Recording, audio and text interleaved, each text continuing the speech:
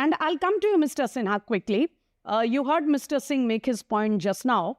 The question here is that there is a legal remedy, as Mr. Singh has said. Whether the numbers add up or not is for the House to decide when we come to that step.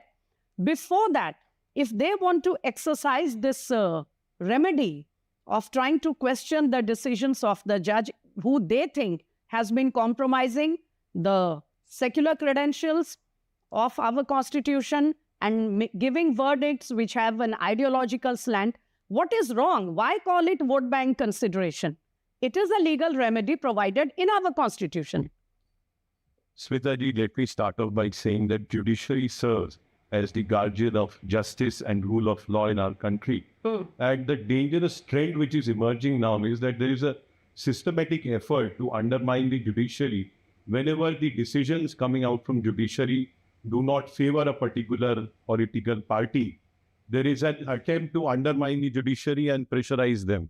And this has been happening from opposition parties led by Congress from quite some time, especially in the recent past. And as you've said, this is a constitutional mechanism. The mechanism of impeachment is a constitutional mechanism. It cannot be weaponized to be used as a tool to either pressurize or attack the judiciary. As you very aptly put this query that when there are no numbers to push this through, and certainly I would also gather that there is no proven misconduct or behavior, which are the cogent grounds under Article 124(4).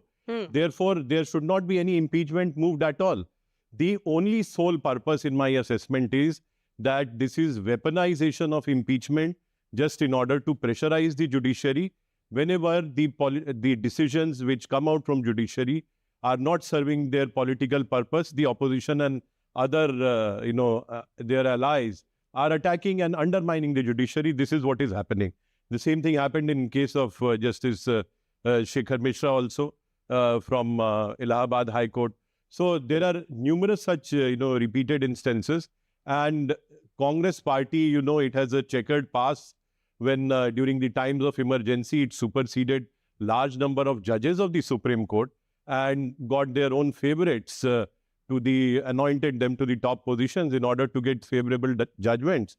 It is ironical and hypocritical that today they are questioning the judiciary at such instances. I would also like to add... We'll come to the background.